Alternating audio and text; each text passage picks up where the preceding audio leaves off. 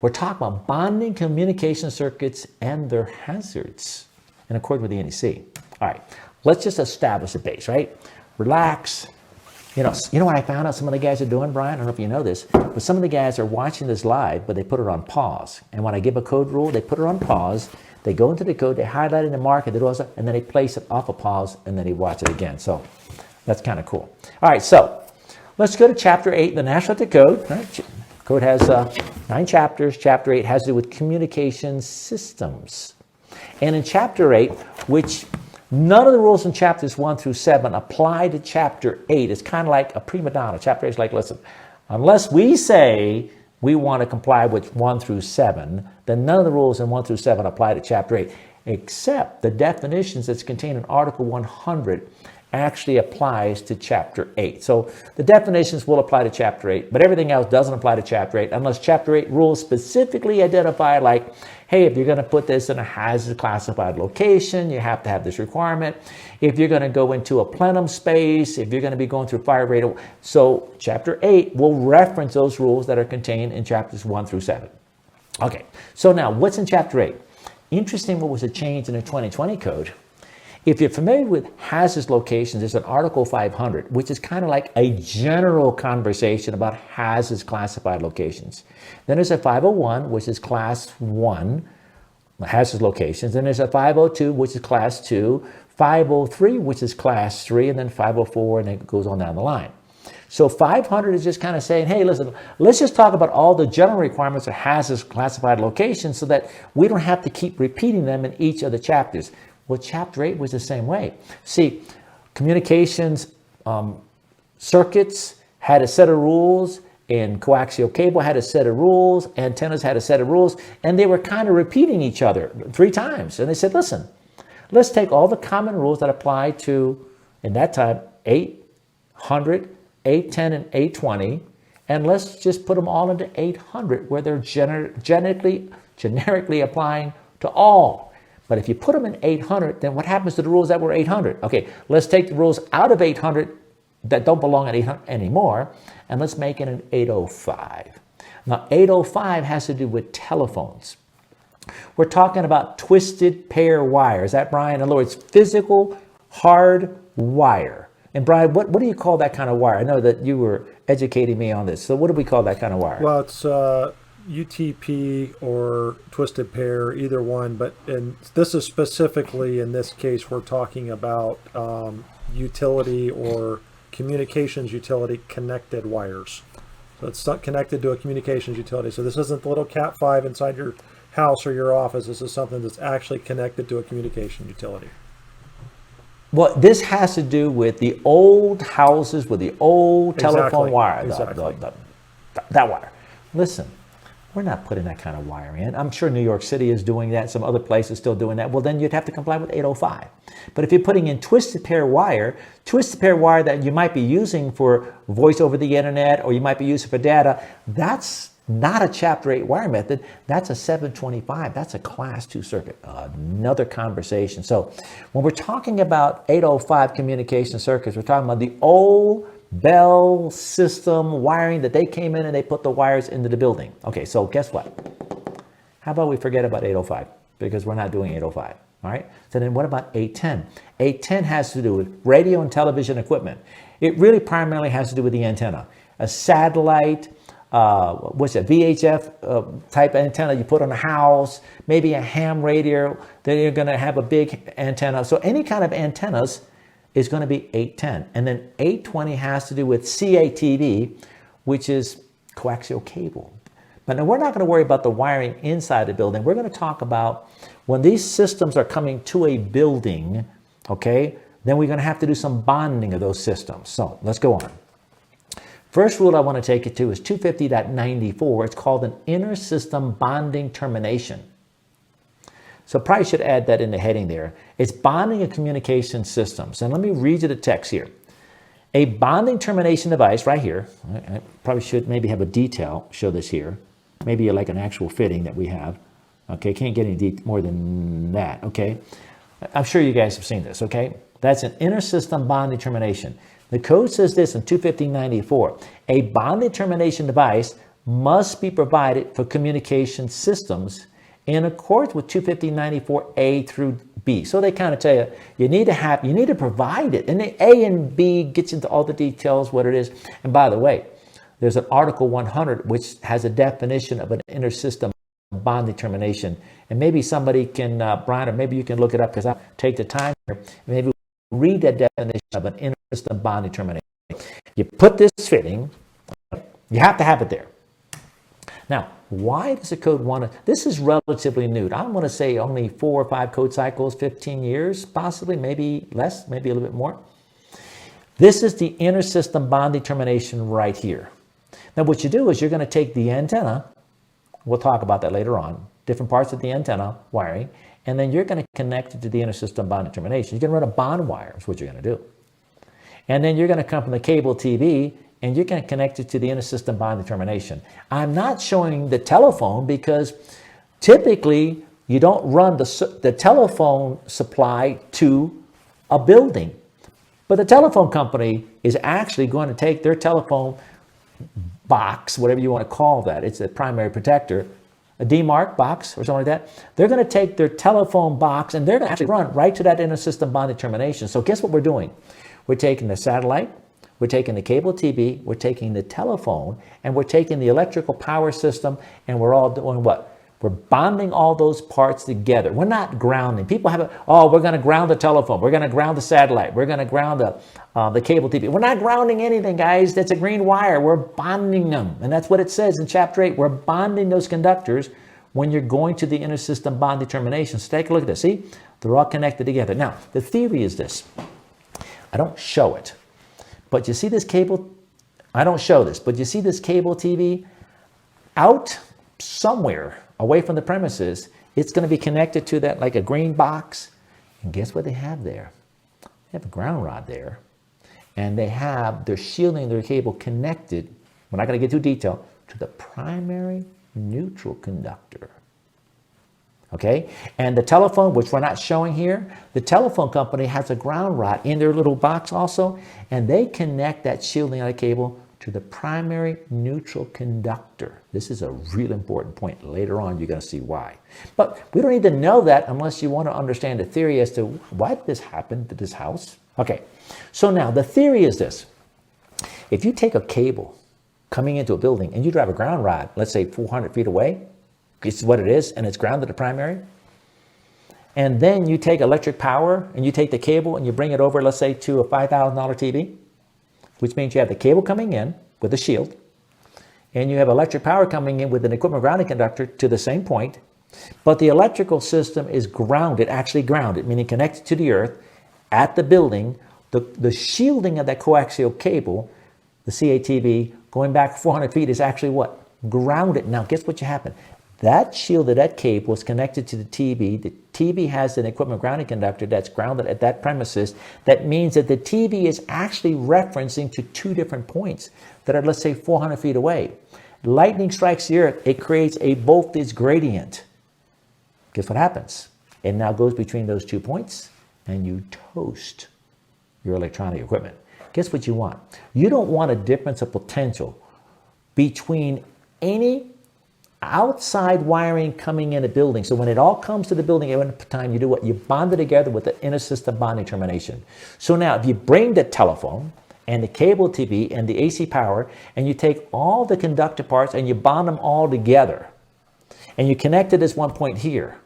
Yes, there's 2 different points, but the difference of the points between the service ground and all those communications ground, the difference between those 2 points is between the shielding of the cable.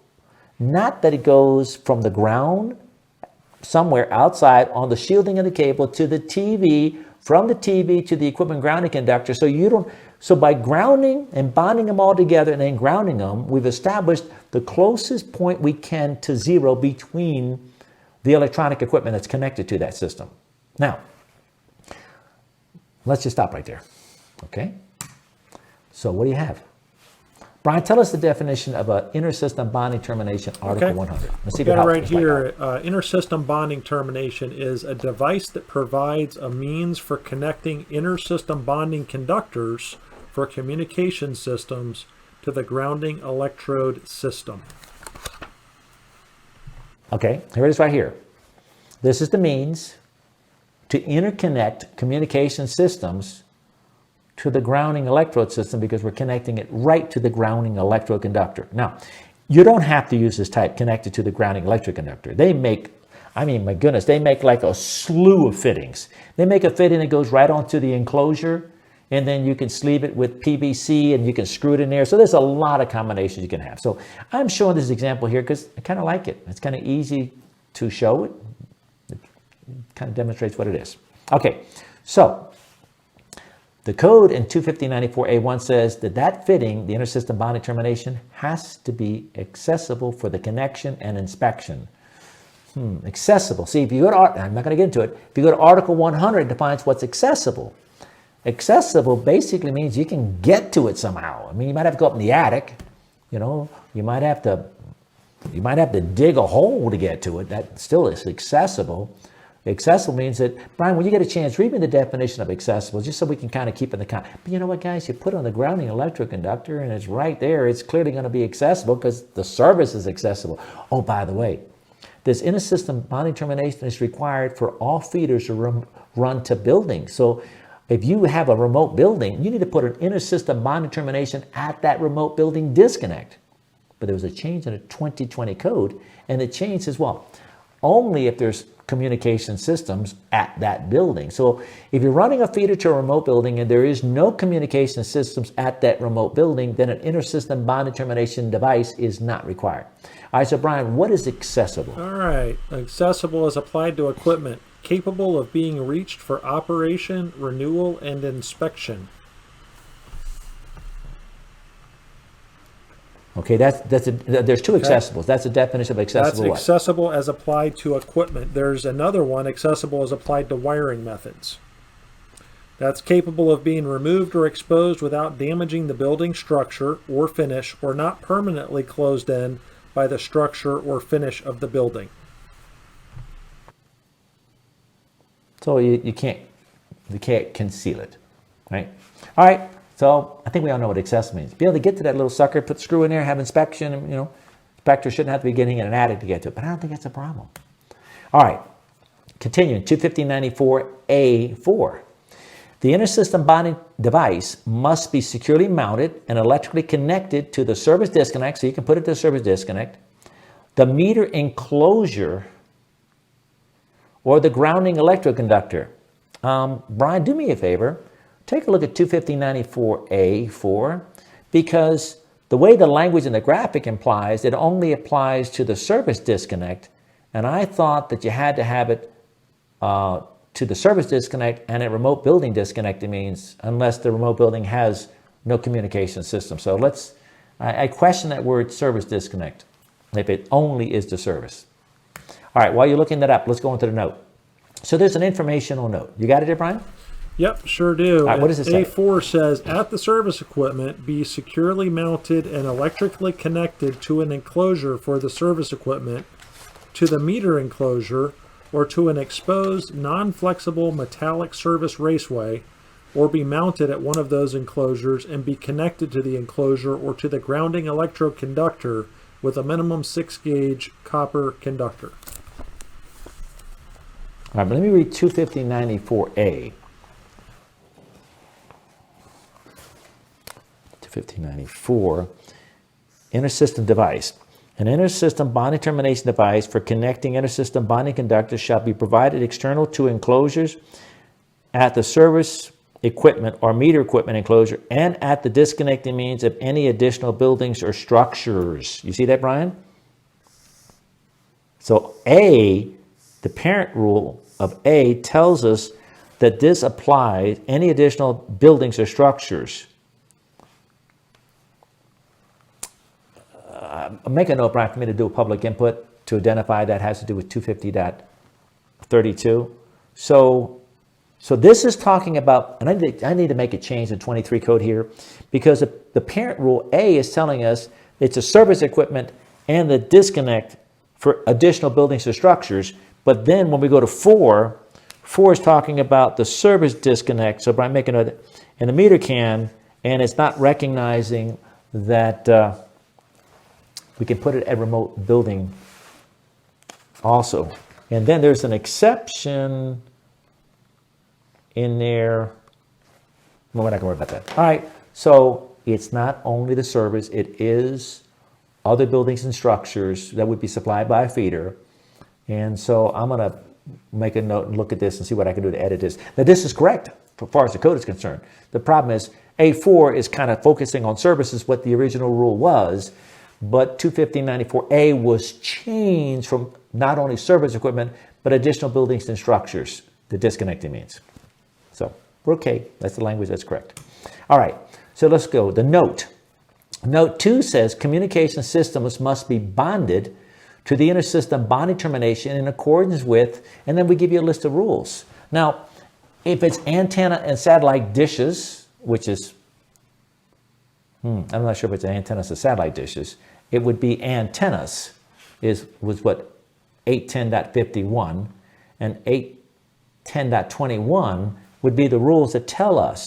One rule has to do that we have to bond the antenna mast, the metal parts.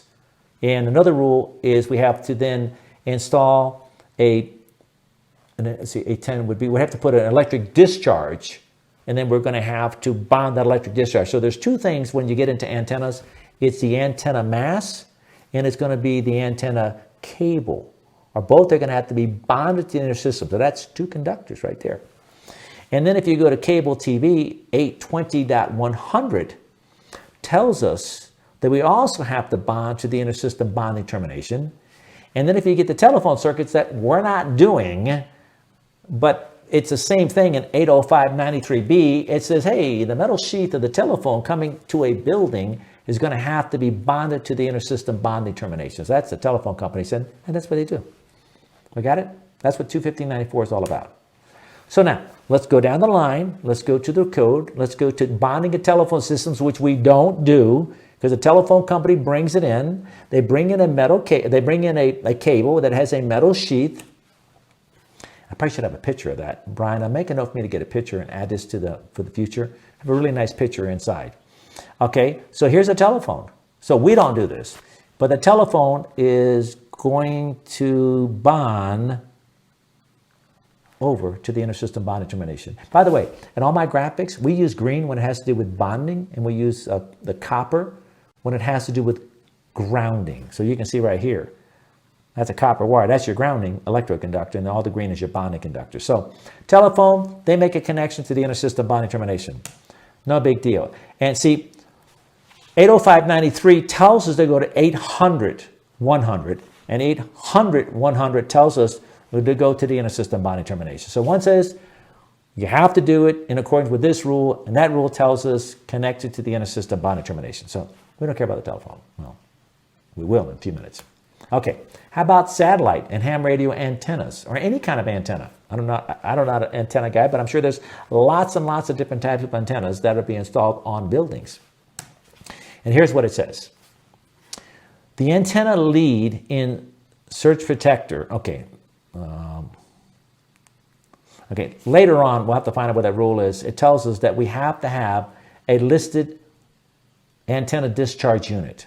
So we're going to have this. So here is the cable from this satellite dish antenna. So there's electric discharge. Here is an antenna right here. That's an electric discharge unit. And then if you had an ham radio outside somewhere, well, you're going to have an electric discharge unit. Antenna lead-in surge protectors, so they call them lead-in surge protectors, but they're really electric discharge units, must be listed and must be bonded per 810.21F. Okay, so we go to 810.21F. Let's go to 810.21F tells us what? The bonding conductor for the antenna mast and the antenna discharge unit must terminate to the inner system bonding termination. So you take your discharge unit and you bond it to the inner system bonding termination. You take the mass itself and you bond it to the inner system bonding termination. We're bonding everything together. So 810.6 says you need to have a lead-in surge protector. It's listed and it has to be bonded. 21F, we talked about that. The actual mast itself, 810.15, says that the mast or the support structure Outdoor masts and metal structures that support antennas must be bonded per 81021. Unless the antenna, in other words, basically you can just forget about the rest of that. The rest of that is saying, well, but what about if the antenna is protected from lightning protection systems? But that's the whole. More than likely, that's never going to happen, okay? But there could be a scenario. So we're just going to say this. Outdoor masts and the structures that support the antennas must be bonded per 81021. 810.20. Each lead-in conductor for an outdoor antenna must be provided with a listed antenna discharge unit. So now they're talking about a discharge unit, which is, the other one was surge protector. They're kind of both the same thing. Must provide a listed antenna discharge. Here's your listed, so you have to provide that. So each lead-in conductor, so here is the cable coming in, it's going in, it has to have a discharge unit. We already seen earlier, what do you do with the surge protector or the discharge unit? You're going to have to go to the other rule that says what? Bond it to the inter-system bonding termination. So I'm doing a lot of talking on something that's like, just make sure you put something on there and then you bond it. But it's a discharge unit. That's not a grounding block, so be careful when you get to 810. They're requiring discharge units. It's different than when you get a coaxial cable. You're not putting discharge units, coaxial cable. You're putting grounding blocks. So then what do you do with the discharge unit? What do you do with the lead-in conductors? Lead-in conductors connect to the discharge unit. You bond it to the inner system. The mast of the antenna is bonded to the inner system bonding termination. We're done. Now, what if you have a remote antenna? Ham radio. These guys go nuts about this. These guys are like crazy. I don't mean they're crazy, actually. I do mean they're crazy. I mean, these guys are smart, they're intelligent, and they have all these crazy ideas, and that whole world, I think, kind of goes this way. We're going to put this big antenna because we want to have all these grounds all around that, and we don't want to have that antenna or any of that connection connected to the building. And I'm like, are you kidding me? You put all kinds of ground rods out here. Let's put a couple more ground rods around this antenna. You put a bunch of ground rods out here by this antenna, and you have ground rods over here, and you have 2 points, and then you bring the cable inside the building and you go right over directly. You just created a big difference in potential. You're going to wipe out equipment. So what does the code require? It requires us to bond any grounds that you decide for whatever reason you want to install. It requires us to bond. Okay?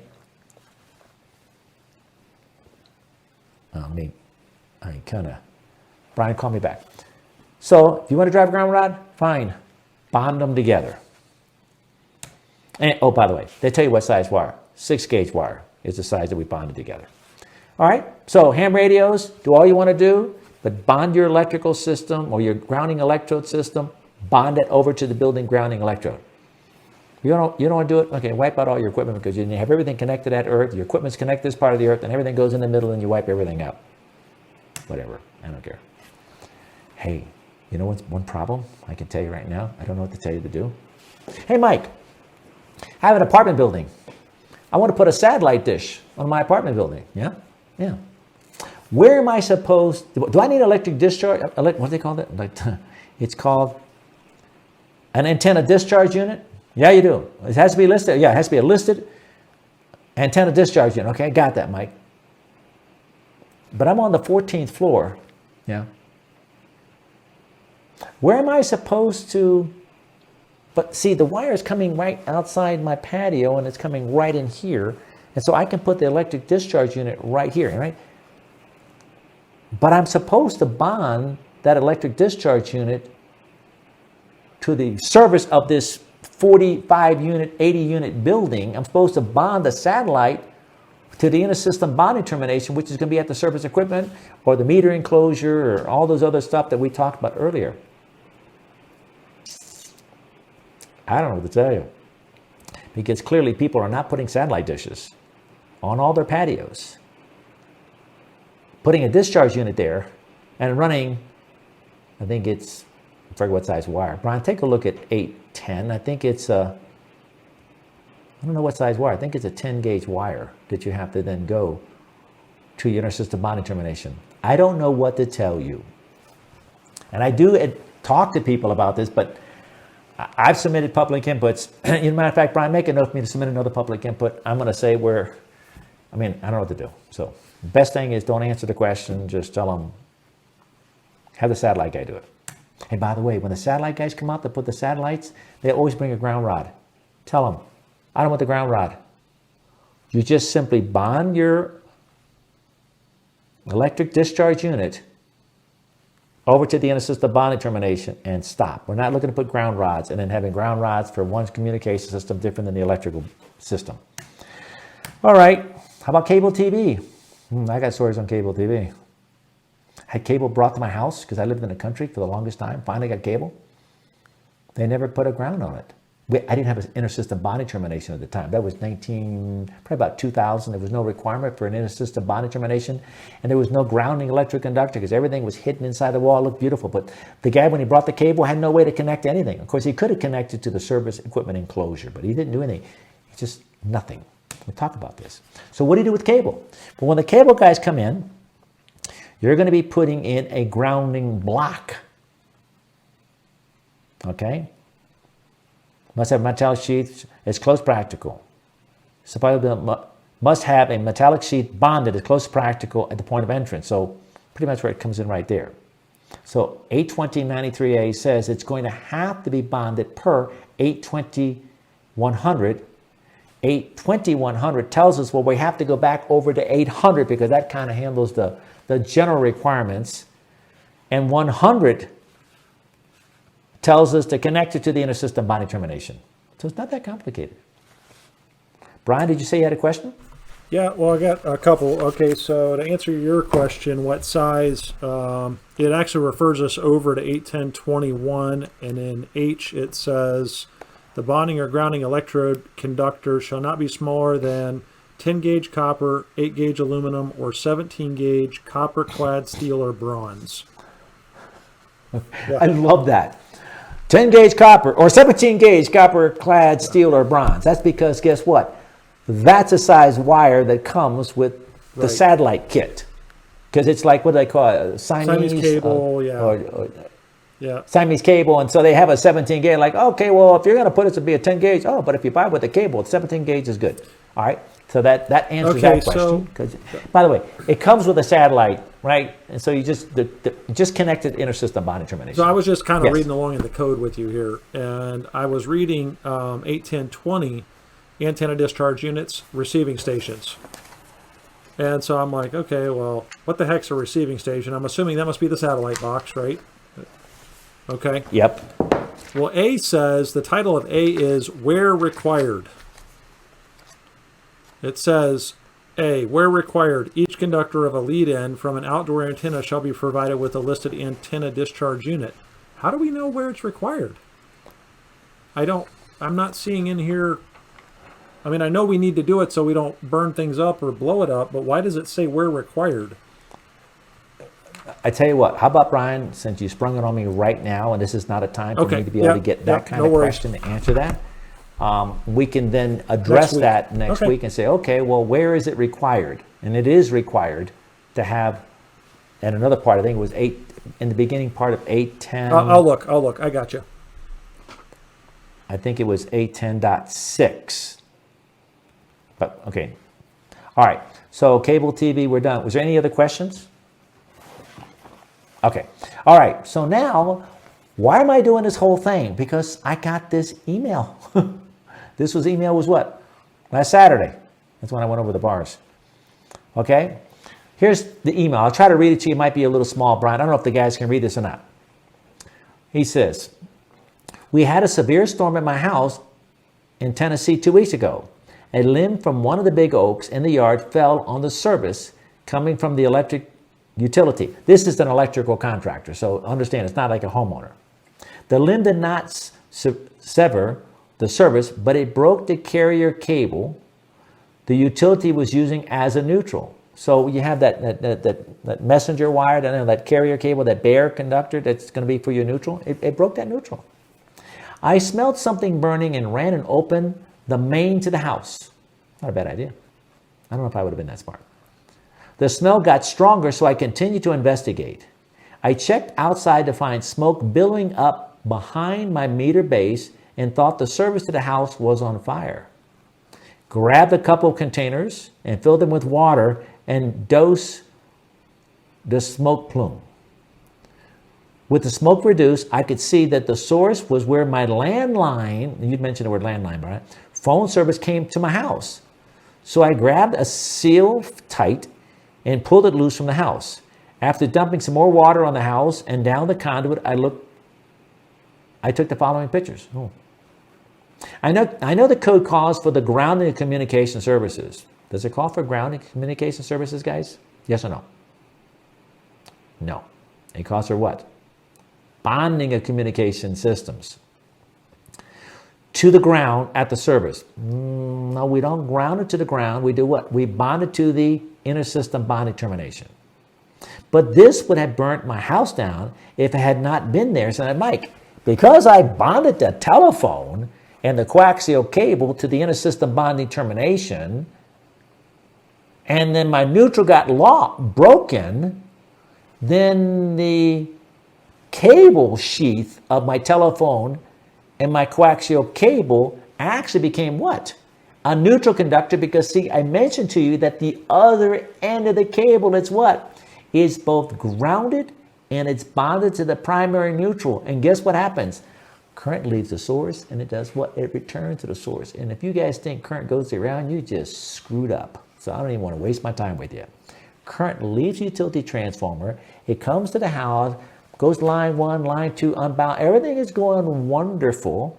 You lose a neutral, but the inter-system bonding termination is bonded to the grounding electroconductor, which is connected to the service neutral, main bonding jumper, neutral point. You lost a neutral. Neutral current says, hey, don't worry about it. I got this covered. We'll just go down to the inter-system, the grounding electroconductor, connect over to the inter-system bonding termination. You go down the cable. I'll go down the sheath of the cable. I'll go down the sheath of the phone. We're going to go back over to where the ground is and the ground rod, which we don't really care because we're not trying to go to the ground rod. And then we're going to go to the primary neutral and see. What you might not know is the primary neutral is actually bonded to the secondary neutral. That's how utility systems work. And if you understand electricity, that's what happens. Now watch this. I know the code calls for the grounding, the bonding communication system to the inter-system bonding termination, but this would have burnt my house down if I had not been there. When the neutral of the service was broken by the following limb, the two hot legs were still energized. Since the phone pedestal had a solid ground coming down, the utility pole, not responded, and the buried phone line had a steel sheath and it was connected to the ground system of the house, the phone line became the neutral to the service. This guy knows what he's talking about. Not many people understand that. Not many people understand that your communication system is connected to the primary neutral, and the primary neutral is connected to secondary neutral, and when you lose your service neutral, as a matter of fact, forget about losing your service neutral. Your coaxial cable is always carrying neutral current, and your telephone cable is always carrying neutral current. Put an amp meter on them. And the thing is this, so you have what? A parallel path. You get the neutral going back to the secondary. You have neutral current traveling on the shielding of the coaxial cable to the primary neutral, which then gets to the secondary neutral. You have then neutral current also, one of the third paths, parallel paths, traveling on the shielding of the telephone that goes over to the primary neutral, gets secondary. And if you want to throw on something on top of that, you even have a little bit of current traveling down the grounding electroconductor to the earth, grounding electrode, as it tries to get back over to the source, coming up all the primary neutrals, and it gets back. But we're talking about almost nothing in the ground rod. A little bit on a little bit on each of the shielding of the cable. It's just a matter of, current divider, parallel circuits. On the normal conditions, what? The primary neutral, the second neutral conductor is carrying probably 95% of the neutral current. Everything is fine. Here he goes on. Mike, I would like to talk to you about a proposed change to the electrical code to place a fuse along in the accessory ground to prevent the fire from happening, in this case, moving forward. Let's take a little further. Here's what we have. 21594A. No, it says what? 21594A said you need to have an inter-system bonding at what? The service disconnecting at service equipment, and the disconnect means at other buildings, but only where those other buildings have communication systems. And then the note tells us that 810.15, 810.21, 820.100, and 805.93b tells us that we have to actually bond those systems over to the inter-system bonding termination. And why do we do that? Because we're trying to reduce the difference of potential between them. But look, if this cable is connected to primary and neutral, the shielding of cable, and if you lose that neutral, well, then the neutral current is going to travel on the shielding of that cable. It won't travel on the antenna because the antenna is just simply, it's not going to the primary and neutral. It only travels on telephone shieldings and coaxial cable shieldings. So let's take a look at this graphic we'd seen a few weeks ago. Ready for this? Okay, we have 30 amps on, we have 50 amps on line 1, we have 30 amps on line 2. And if you understand basics of electricity, on basic electrical theory, that means the neutrals are going to cancel themselves. You'd have how many amps in the neutral? 20 amps. Okay. Utility gives you what? 120, 240. So line 1 is 120 and line 2 is 120. So line to line is 240. So you have 120 in the line, the meter, 120, 120. Everything is going to be 120, right? And then the neutral current is going to be traveling along here, and it's going to be traveling along this way. If he had shown the telephone cable connected to the utility ground, and if we had shown the CATV cable connected to the ground, and they're all connected, we need to add an inter-system bonding termination, at least to this graphic here, but we're not going to show it. But if we had, and maybe we could somehow, then guess what would happen? That neutral current would actually be traveling maybe not 20 amps on the neutral here. It might be 19.5. And then you'd have maybe 0.25 current traveling on the shielding of the cable for the telephone, and maybe a 0.25 amount of current traveling on the shielding, and then who knows, a fraction of an ampere, maybe 0.015 going down the grounding electric conductor. So that's what's really there, but we just never talked about that. But what happens if there's a limb that falls and opens the neutral? Well, now everything changed. Now, if I had shown inter-system bonding termination and showed the telephone connection here, well, then the shielding of that cable would be carrying how many amps? 20 amps. And guess what it's going to do? It's going to smoke. So it's a matter of what loads are on as to how much heat and how much current would be traveling on the shielding of the cable. Now, the grounding electrode is I'd have to, if you want to challenge me on that, give me a scenario and I can run the maths. And for all practical purposes, that grounding electrode, yes, will be carrying some of the neutral current. You are going to have all these voltages. I don't know how many amps are traveling on the shielding of the cable. I can't remember how many ohms it was per 1,000 feet for the shielding of the cables. But we can do the calculation if you guys want me to do it. We'll see. So here it is. It broke the neutral. All of a sudden, you had 20 amps of neutral current traveling on those shielding of those cables. And while it did that, it just smoked it. And you can see the wire coming up here, and it was going in there, and that's where all the smoke was. And then there is the shielding of the cable that smoked. And then on the other end, I can't really see the details here, but here is a split bolt bug, which means this looks like it's a ground of some kind going somewhere, because see, all this is going to be bonded to the primary neutral, where that's going to be. So I'm doing the best I can showing you. The best thing you could do if you get a chance, if you have the opportunity, and I've done this, open that demarcation box from the telephone company and look inside there, like, oh, okay, that's kind of cool. And then go over to the telephone box right here. They usually just open it up. And then you're going to see that shielding a cable grounded there and also bonded to the utility primary neutral. And there you go. And that's all we have there. Brian? Yeah. Do we have any comments? I know this is new stuff, and a lot of times people are like, they have time to process it. They can't ask a question. Interesting. So I got a comment here from Research, and he says he watched the same thing happen under the same type of open neutral issue, but the fire was along the fascia where the 17 gauge cable messenger for the coax was run. They had to open the main, the fire department had to open the main and then extinguish the fire. And then Jeffrey Townsend says, wait, at what point is the telecommunications ground wire tied to the primary neutral? Is it at the pole or at the service entrance? Okay, That's a telephone company. How the telephone company connects and the cable company. How and where they actually make that connection, I don't know. But if it's coming off of a pole, go outside, look at the pole, look at the coaxial cable going up in there, and you're going to see that connection that's going to be made to that primary neutral. It has to be. All telephone systems, all cable systems are all bonded to the primary neutral because, and then of course they're all grounded as well. That is their system. So I can't tell you exactly what their specifications are and how that all works out. But just take the cover off. Go back over here, take the cover off. You're going to see it. You're going to see the ground rod. You're going to see the shielding cable connected, and then you're going to see, look at this wire right here. See this wire right here? There's a ground wire. It's a big ground wire, and it connects to this great big thing right here. See, there's two coming in here. So I don't know exactly when the telephone company runs a feed, do they run a wire, a big braided wire or stranded wire, and how that all is configured like that. But it's there. It's there. That's why you have fires when you lose your neutral and you have telephone or you have cable. Yep.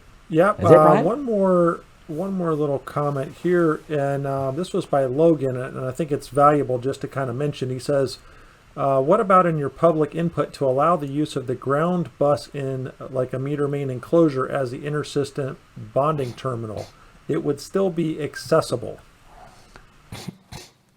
Well, I mean, you can make a public input. I wouldn't. Just say, hey, how about we make that intersystem bonding termination inside the service equipment so it's accessible. So then the telephone company, the cable guys, when they get there, they're going to do what? They're going to turn off the service disconnecting means? Are they qualified to work into an enclosure that has supply side conductors that are service conductors, unfused, unprotected? I can't even see a reason why we would want anybody to go into service equipment, because we're talking about who's doing these installations. Who's making the connection to the intersystem bonding termination? Really? It's a telephone guys and it's a cable guys. And guess who else? The satellite dish guys. Last thing we want, the telephone guys, the cable guys, the satellite dish guys to go into physically the service equipment enclosure to get access to it. So I wouldn't support that public input. So I wouldn't be right. To be fair, honestly, Mike, I mean, it's really hard just to get them to do the connection now when it's accessible and outside and easy to get to. I can't imagine if they had to get out tools. A lot of those guys are in low voltage because they don't want anything to do with line voltage. They want to stick with the low voltage stuff where they can't get hurt. I think the way the code is, I'm really happy with the language. I mean, we saw 21594A and then A4, you know, there was a little disconnect in there. And Brian, you sent me an email, I'm sure, and I'll kind of massage it, because see, it was originally on services, and then they had the rules on services, and they modify, and they didn't, that's okay. But I really like what they've done. I think they've done a great job.